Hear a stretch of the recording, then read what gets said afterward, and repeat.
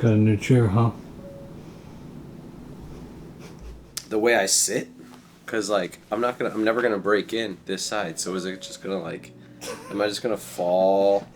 Dude, it took me 1.5 years to get this chair because I was shopping and trying to find the perfect chair, you know. What do you want? It's not that simple. What do you want? I was gonna get a chair for the closet, but these motherfuckers plug in. Go down the list here. Hit me, daddy. If you could play any character in a movie, who would you choose? Oh.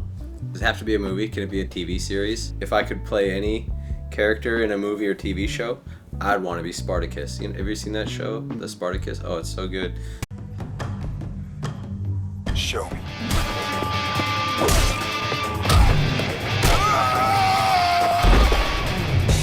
But you know who I think would, if there was ever a movie about my life, you know who I would want to play the role? Jack Black. No!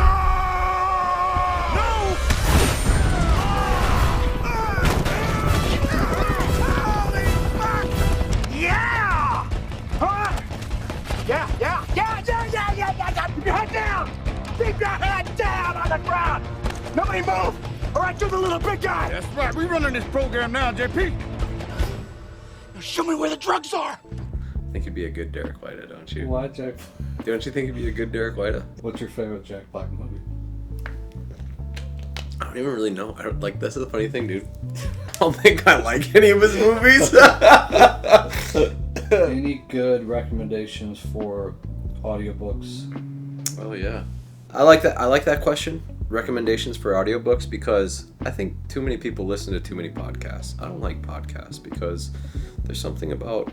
I mean, people are just talking on podcasts. Books take time to write. Someone had to put time, effort, and energy into a book, and it's like well thought out. It's been edited. Let's see some of some ones I've finished recently. Here's some Dopamine Nation is a good one, and there's some I don't want to share. But The Body Keeps Score was a good one. The Mountain Is You. For dads, there's a good one, Raising Men by Eric Davis. That was really good, about raising kids.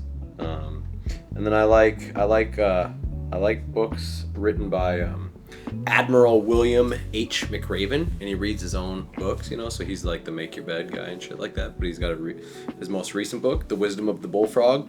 Yeah, so like, let me see. This year I've gone through 4, 8, 10 new books, audiobooks, and I listen to the same ones over and over again. Do you have any advice on fixing your circadian rhythm to wake up earlier?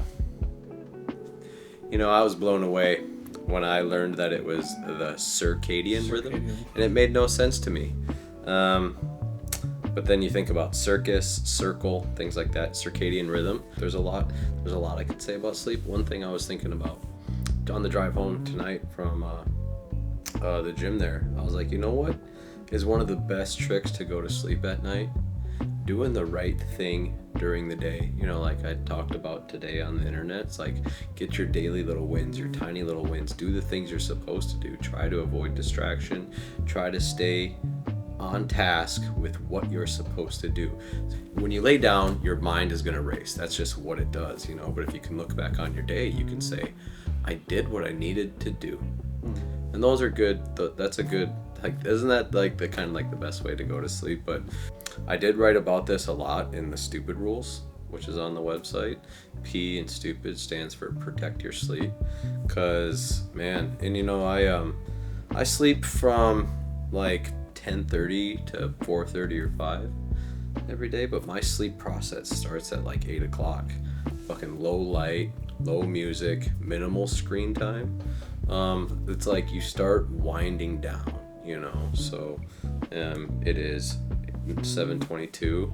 By 8 o'clock I try to be off my phone. I turn any light that's up above is off, dim lights throughout the house. What are your favorite supplements to take? Favorite? Yeah. I like the Project One, the Megawatt. But then the Enduriformance in the Megawatt is like make you go. But if I had to pick a favorite, if like Desert Island, you get to take one thing, taking Project One. Fucking make me a fucking shelter, dude.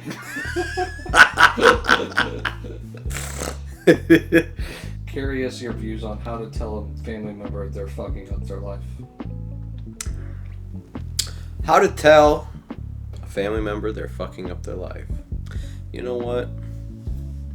You can't.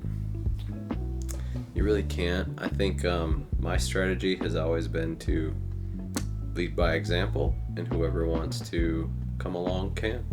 And you know, and it's true for my life too. Like when I was fucking up my life, my family tried to help me. Didn't do anything because I wasn't ready to help myself. People know when they're fucking up. They feel that shit when they can distract themselves or ignore it. But like someone's either gonna have their day or not. So for the person asking that question, like there's nothing you're gonna do. There's nothing you can say that'll fucking make that person change. If there's any hope at all for you having some kind of impact, you do the right thing. Lead by example, live a good life, focus on doing the right thing. And family members and other people, like a person in the office, you know, like say a person in the office, someone starts dieting and they've lost 25 pounds. They're just focusing on their shit, doing the right thing. But then what happens? Hey, what are you doing? Because you look healthier, you seem happier, you're changing. What are you doing? And then that's how it's like, oh, interesting. So fucking do the right thing. And then the people that don't come, the people that are screwing up their lives, you just gotta let them. And you can't let it fucking fuck you up. Is it sad? Yeah, but that's how it is. How do you accept that soldiering is over and not let it affect your everyday life?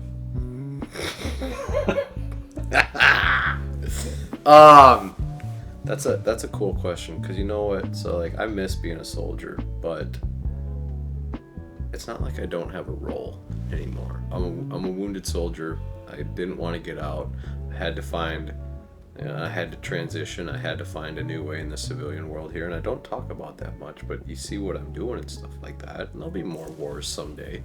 And so I can't be a soldier, but you know what I can do? I can teach motherfuckers how to come home. You know, lead by example, live a good life, do the right thing, the little things every day, do the hard things, like fucking whatever your thing is, do that, you know, like, and I'm talking about like the big goal, the big dream, something like that. Eat right, exercise, give a shit, try to help other people, be nice, you know. Other than working out, what are some ways to deal with stress?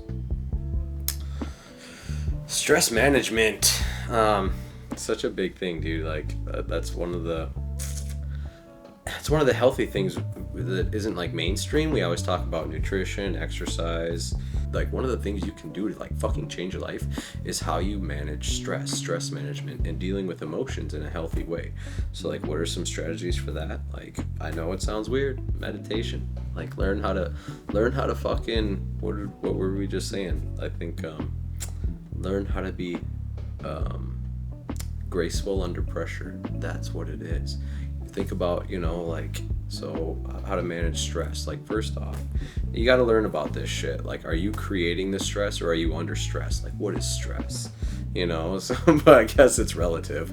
But like, you know, like what makes Tom Brady Tom Brady? Like, you know, his ability to like handle and manage stress. Fourth quarter, 2 minutes left. Fucking composed, confident, composed, and the way you do that is like mental training, brain training. We're always training our bodies. But you know, if I thought fucking trying to get people to eat right and exercise was tough, trying to get a motherfucker to meditate. You know, but that's the brain training. Meditation is the bench press for your fucking brain.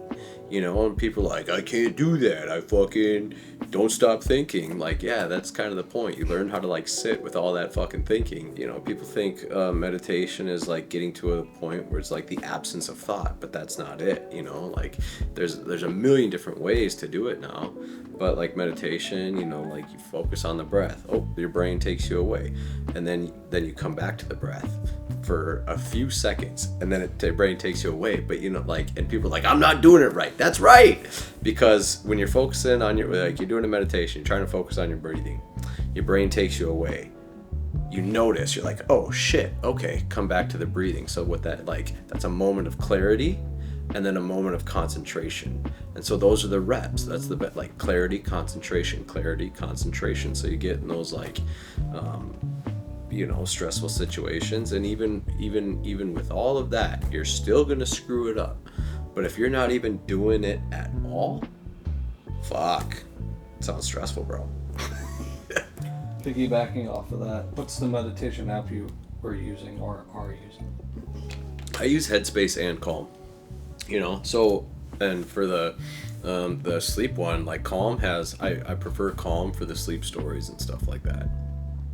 Like, I used to go to sleep with the TV on. Friends was like my white noise, but now I listen to, like, sleep stories. And, like, yeah, bro, like, dudes just talk me to sleep. I don't like the female ones. I like the dudes, you know. Give me a dude with a British accent. Good night. Come inside, take off your coat, I'll make you feel at home. Give me a dude with a British accent. Good night. What are you most looking forward to in the next 6 months? What am I looking forward to most in the next 6 months? Well, Wheelwater Land, the competition that we've, like, the first of the 2 competitions that we've been training for will happen, but honestly, I don't get that far ahead, you know? Like, I really am, like, have trained myself, and this is kind of like, as far as, man, it's, this whole little fucking segment is all coming through, because it's like sleep, how to move on from being a soldier, how to manage stress, things like that. Dude, like, one of the things about, like, PTSD is it puts you in the future and puts you in the past. Like, dudes have a fucking, guys and girls, whatever, like, people who have struggled with or have PTSD, like, have a really hard time being present, like, even more so than I guess a person without it, I suppose.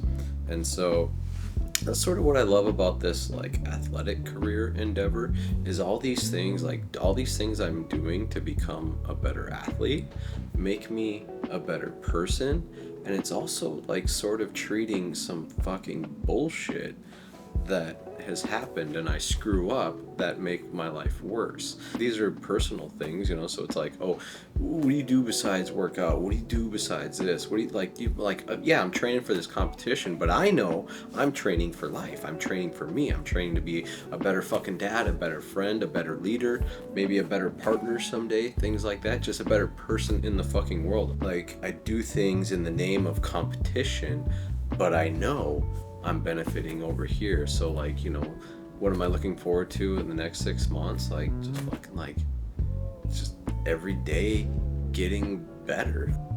Best dad advice you've heard or been given? Piece of advice that I like is, my job as a dad is to help the boys become themselves. It's just to fucking sit back and facilitate, you know, like help them become themselves. So they don't have to become what I want them to be or something like that. So it's like, you know, just being there, parenting is so easy, dude. It's just as easy as, like, I don't gotta do shit. I just lay on the floor, those motherfuckers come jump on top of me, we wrestle, we tickle. I've done a good job, you know? Like to say anything to the people? No. Haven't I said enough? Yeah.